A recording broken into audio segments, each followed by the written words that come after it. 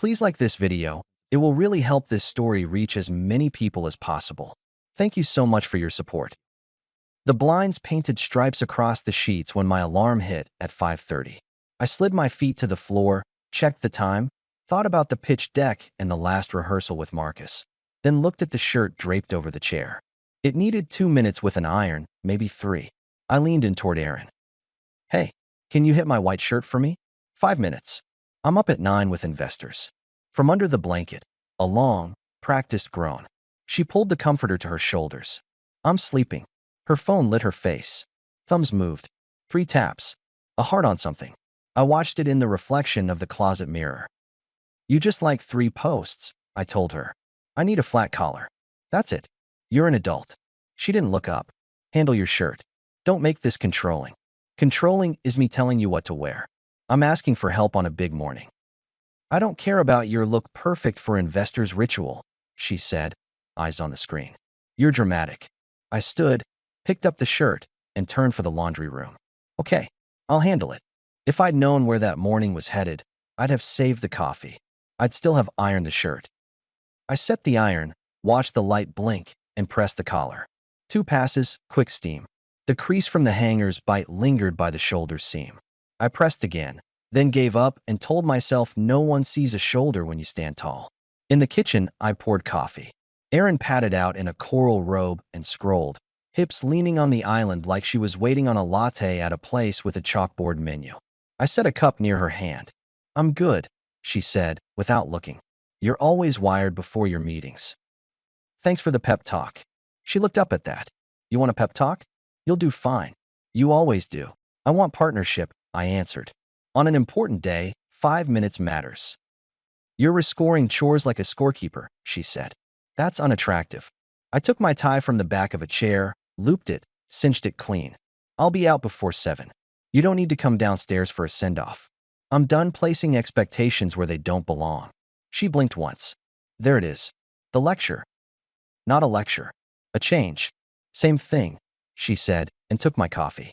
I left the house without the usual go get him. The driveway still smelled like last night's rain. I slid into the truck and sat with the engine idling for 10 seconds. The crease on the shoulder pulled my eye in the rear view. I told myself it was nothing and drove. Downtown, the glass tower picked up the early sun. Marcus waited in the lobby, chin tilted, grin tight. You get any sleep? He asked, stepping into the elevator. Some. He glanced at the shirt like a coach checking a player's shoes.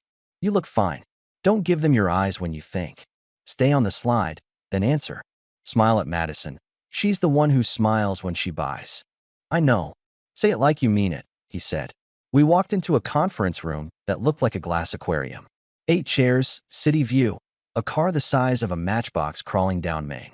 I checked the remote, ran the thumb across the laser pointer, felt the hinge of the click in my hand. They filed in at 9. Madison smiled like she wanted to. A guy in a navy jacket stood with legs wide like he owned the floor, but asked polite questions. A lean man with wire rims wrote notes without looking at us. I stepped through the market slide, the warehouse contracts, the route times. When I reached the install timeline, the wire rims guy said, logistics when a supplier misses a week. Do you buffer inventory or float clients? The buffer's built. I started and thought about the crease near my shoulder, the bed, the line. I'm sleeping. It lasted less than a heartbeat. It was enough.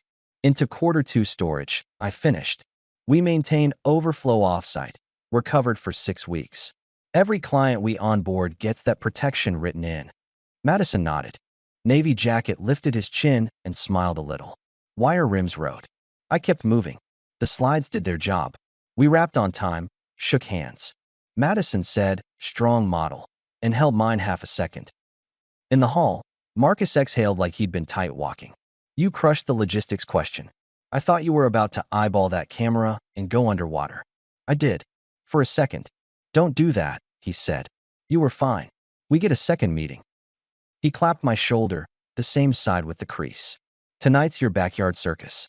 I'll run the grill. You say something humble and pretend we don't need the money. I'm not sure I want the circus. We've got neighbors and 3 of our drivers coming, he said. If you cancel, Pam from down the street will camp on your lawn out of spite. It'll be good for you. Erin texted me last night, actually. About what? Menu. She's on it. The elevator doors opened. He looked at me quiet. You okay? I don't do announcements, I answered. But yeah, I'm fine. Back at my desk, I pushed the investor notes to our CRM and typed a summary for the team. Then I sent Erin a short message. Backyard stays small. Work people are guests, not props. No personal jokes at my expense. Keep it light or skip it. She read it instantly. A minute later, got it.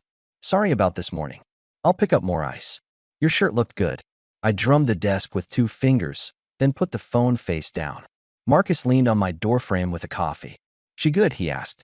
She'll be social, I said. Let me pause the story for just a second. If you're still listening, please hit the like button on this video. It really helps YouTube show this story to more people. Thank you so much for the support. Now let's get back to the story. Just don't let anyone throw you off your game. Investors smell friction. I know, I told him. At 3, I got a photo from Erin. The patio with string lights, tables set, our old metal cooler hosed out and drying. Nice, she wrote. I'll make sure you don't have to do anything. That read like care. It felt like bait. I texted back, appreciate it. I'm home at 5. Keep it easy. At 5, I pulled into the driveway and carried a bag of charcoal to the yard. The grass still held water at the edges. Marcus wheeled in with a cooler and a grin. You're tall on that deck, he said, looking up. I'm your grill fool. Erin made a list.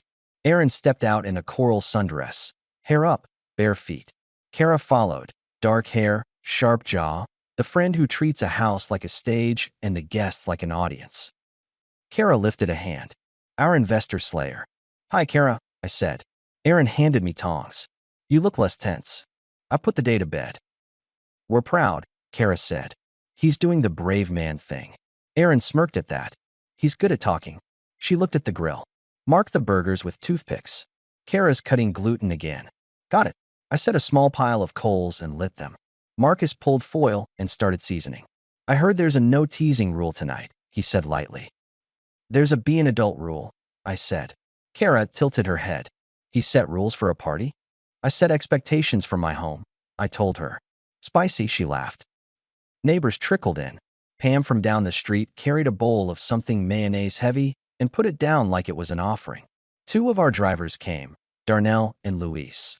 Both in polos, both polite like they'd been told 1,000 times how to act around a boss's house. Good day, Darnell asked under his breath, while I flipped patties. We did what we came to do, I said. That's something. Erin worked the patio like a manager, checking paper plates, refilling the cooler, staging conversations. She stayed near Kara. Every now and then I'd catch her across the yard, thumb on her screen. Not engagement. Inventory. Marcus pushed me toward a cluster by the Adirondack chairs when the first plate came off the grill. Tell the route story, he said. The one with the detour and the church van. I told it. People laughed. Kara laughed big. Erin laughed a half-second later, louder. Then she leaned into a woman from next door and murmured, eyes sliding my way. The woman's smile pinched. I ignored it. By 8, the string lights did their job and the air cooled. Marcus lifted a beer and told a quick version of a question from the morning. He got hit with the buffer question, and he didn't blink. Laid out a timeline like he wrote it last year, and they were late. A small ring formed.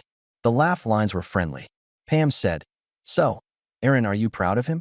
Erin turned, chin up, coral dress bright under the bulbs. Of course I'm proud, she said, voice traveling. But to be honest, I don't depend on him. I don't need him to live. The air stopped moving. It's funny how a sentence can make a yard go quiet. I looked at her for 2 long seconds, then at the ring of people, Marcus with his chin down, Kara alert like a dog that smelled a squirrel, Darnell rigid. Let's test that, I said even. Not loud, just clear. Erin's mouth twitched. It was a joke, she answered. Don't be sensitive.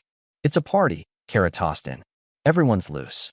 You don't joke like that if none of it's true, I replied, eyes on Erin. You practice lines you've already decided you like. Marcus lifted his drink. To routes that show up on time and friends who do, too, he said, clipping the rope. A few chuckles returned. The circle fanned out. Erin turned away, hugged Kara, and moved her body in the way people do when they declare a new conversation over an old one. I stayed by the table with the bottles. I was done being a prop. That sentence was a line she'd wanted to test in public, under lights, with witnesses. She wanted the word independent to land on her shoulders, and she wanted the contrast, him there, her above it. She got her applause. She also got the truth. I carried the empty salad bowl inside and set it in the sink. Erin followed me, closing the slider with a soft click. "You're making this weird," she said. "You made it clear," I told her. "You enjoy the house and the people who come to it, but the man who built both is optional." "You're bending a joke into a case file," she said. "You came home tight. You're reading into everything." I set a simple boundary, I said. "You crossed it and called it humor." She folded arms over the coral dress. "Don't be controlling. People are having fun." "I'm not controlling anything out there," I countered. "I'm controlling myself." Which means this: when I'm treated like an accessory, I stop showing up as the main act. "You're being dramatic again. Get some sleep tonight," I told her and opened the slider. "You'll need it." I went back to the yard, past Marcus a look that said this is over for me in a way I'm not saying out loud yet. He nodded once. The guests lingered, then thinned. Pam took her empty bowl with a sad, happy smile. Darnell squeezed my shoulder. Kara and Erin laughed at something like it was a competition. By 10, the yard was back to quiet. I hosed the grill grate while Marcus bagged trash. "You're pale," he said. "I'm clear. You good to host the crew next weekend at the warehouse?" he asked. "We promised a tour." "Make it your tour," I told him. "One lead. Keep the wives out of it. We're done mixing public with concept." He studied me. "You're calling it." "I'm calling a lot of things," I answered. He nodded like a man accepting weather. "I'll handle it." When the lights went dark, I lay on my back and stared at the ceiling fan like it might have an answer written on it. The sentence kept replaying, not because of the words, but because of the eyes on the yard when she said them and the relief on her face after. That relief told me more than any fight we'd ever had. In the quiet, the line in my head was blunt. I'm not married. I'm managed. At 4:30 I got up. I moved like I was packing for an early flight. Rolling clothes is quieter than folding. I took 2 suits, 3 shirts, gym shoes, laptop, backup drives, toiletries, 1 duffel, and 1 carry-on. Passport for no reason other than reflex. I left the framed photos. The drawers closed without complaint. At the kitchen island, I wrote 1 sentence on a sticky note and placed it by the fruit bowl. Then I took both sets of my house keys, pulled the metal ring apart, and slipped one off. The one left on the ring went into an envelope with the garage clicker. I left the other on my keychain because I didn't trust the envelope not to look like a drama prop. I wheeled the carry-on to the truck and started the engine without closing the garage. The morning air hadn't turned yet. The street was a line of sleeping houses. I backed out, hit the button to lower the door, and watched it slide down like a curtain. On the freeway, the sun started to leak into the horizon. I called Marcus. "You up?" I asked. "I am now," he said. "You're standing on a cliff?" "I'm in the truck," I told him. "I'm coming to the office. I'm leaving Dallas after." He was silent for 2 beats. "You're serious?" "I'm done bargaining," I said. "I'll brief the team, sign whatever you need filed, and then I'm heading to Denver. I'll start again." "You don't need to leave the company to leave a house," he said. "I know exactly what I'm doing," I answered. "I built this so it could run without me in a month. Consider this month started." "You give me a day?" "I'll give you 2 hours," I said. "I won't drag this out for theater." He exhaled into the line. "I'll meet you at 7. I'll bring coffee." "You always do," I said. He was waiting in the parking lot with 2 cups and a face that had skipped sleep. When I cut the engine, he leaned on my door as I stepped out. "You look steady," he said. I made peace. We sat in the glass room, the same one where we sold futures yesterday. I sketched a clean list: contacts, handoffs, open contracts, next steps. I put names next to each thing and looked at Marcus while he read. "You're writing yourself out in full sentences," he said. "People do better with clear verbs," I told him. "You're not angry," he observed. "No, I'm done." He rubbed his jaw. "What do you want from me right now?" "Run the show," I said. "Keep it lean. Don't invite people to our house again. That ship's not ours anymore. Take my name off anything that requires me to be at a backyard." Marcus nodded. She'll know when she walks to the kitchen." As if on cue, my phone lit. "Erin, where are you?" Then, "Why is your closet empty?" Then a call. I let it ring, then answered, "Morning." Her voice was sharp. "What is this?" "A decision," I said. "I'm leaving Dallas. I'll send you where I'm staying once I land." "You don't need it today." "You're being ridiculous," she said. "You don't quit your life over one party." "I'm not quitting anything," I answered. "I'm exiting a setup that doesn't respect me. That's not punishment. That's hygiene. You're spiraling. Come home and act normal." "Acting normal got us here," I said. "You're punishing me to teach me," she said, and the line had a rustle like she was moving through rooms. "I won't play." "I'm not teaching," I replied. "I'm choosing for myself." "You can't do this. We have guests next week. I already told Kara." "You won't host my colleagues again," I cut in. "That rule started last night." "You're overreacting," she said. "You are a sensitive man pretending to be stone." Let me pause the story for just a second. If you're still listening, please hit the like button on this video. It really helps YouTube show this story to more people. Thank you so much for the support. Now let's get back to the story. "I'm the man who funds the house," I said. "And I just made the house optional." She exhaled hard. "I'll cancel the thing next week." "Oh, look, I'm sorry for the joke. It was a bad joke. I didn't mean it." "Thanks," I told her. "I accept the words. Keep the actions for someone who needs them." Silence. Then a softer voice. "Can we at least talk tonight? I'll make dinner. No friends. No phones. That ship sailed at 8:30 last night," I said. "I'll text you an address when I've got one. You can mail what I forgot. You're making this big. You want to look strong. It's theater." "I'm allergic to theater," I said. "You know that." "Jake, don't do this." It was soft now, almost kind. "I can be better. I'll be easier in the mornings. I'll help with your clothes. I'll stop teasing. You'll adjust just enough to keep the spotlight controlled," I said, without bite. "I know the pattern. It's not a moral flaw. It's who you are right now. And I'm not angry about it. I'm walking away from it." "You're going to regret leaving your home and your company. Watch me build a better version of both," I answered. She hung up. I put the phone face down again. Marcus watched me. "I don't need the details," he said. "But I respect the clarity." "I'll send you the board update in an hour," I said. "You still coming back for the second meeting with the investors?" he asked. "If they ask for me," I told him. "If not, say I'm on a site visit and sell them on you." "It's true enough." He stood. "You're a stubborn man. That trait built half this place. It'll build the next thing." We worked 90 minutes through contingencies. He tried once, gently, to talk me into an air mattress in his spare bedroom. I shook my head. At 9, I signed a short memo and handed him my badge. "That's symbolic," he said. "Symbols help people move on," I answered. On the way out, he stopped me. "You said, 'Let's test that' last night," he said. "You meant it." "I don't say things I won't back with action." He nodded. "You'll text when you land." I drove north. The sky opened the way it does when you leave a city. At a gas station near the state line, I bought a water and a pack of almonds and sent Aaron a short message. "I'll send an address in 2 days for boxes. Handle what you need. Don't wait on me." The phone pinged with a stream of messages. Kara, then Aaron again. "Kara, sugary. Call me. This is silly. We can fix the vibe." Aaron, clipped. "You're abandoning responsibilities." Then softer. "Please come home and we'll reset." Then bright. "I told Marcus you're fine. Don't worry, I'll handle the neighbors." I muted both threads and kept driving. Denver wasn't a plan I'd been nursing. It was a dot far enough to make new weather, but close enough to drive without napping in a motel that smelled like cheap carpet cleaner. A friend from college, Nate, ran a small logistics outfit there and had pestered me on and off to advise. I texted Nate at a rest stop. "You meant it about the empty desk?" He wrote back, "Today, tomorrow, next month. I'll make one."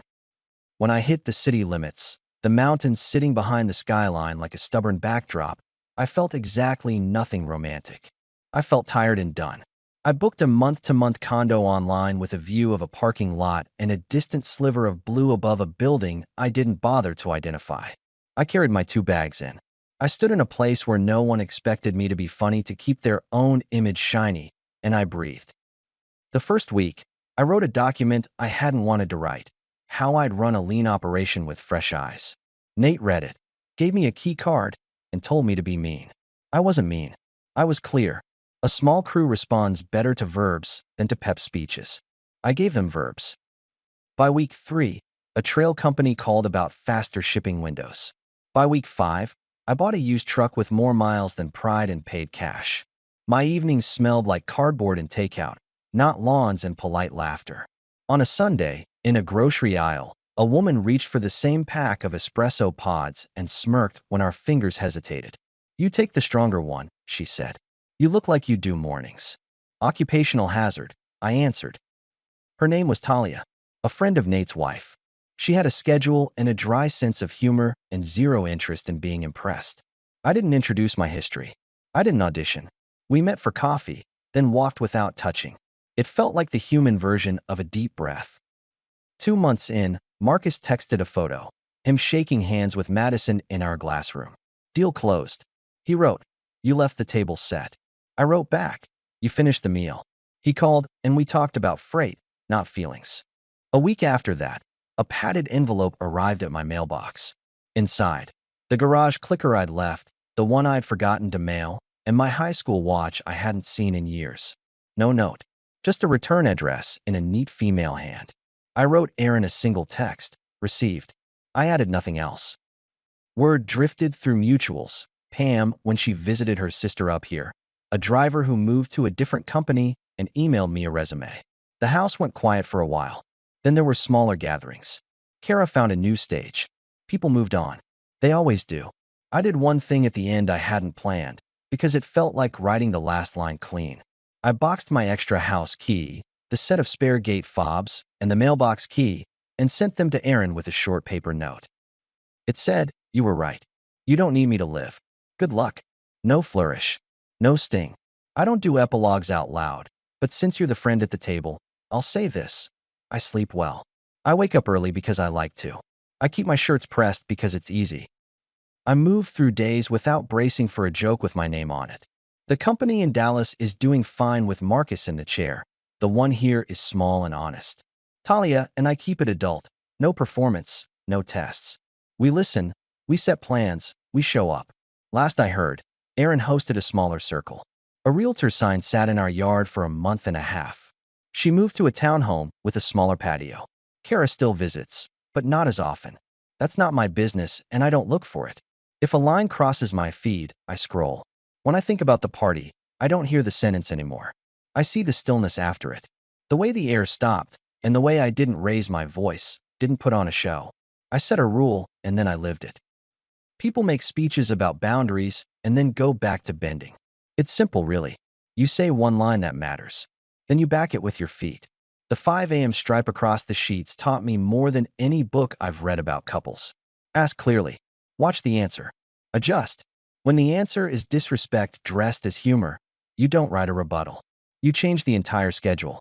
That morning, I asked for 5 minutes. I got a mirror. The rest wrote itself. Our story has come to an end. If you've made it this far, how about subscribing to our channel? It helps us immensely. I've selected 2 other videos for you that I'm sure you'll enjoy. Feel free to click on them. I'll be waiting for you in the next story. See you soon.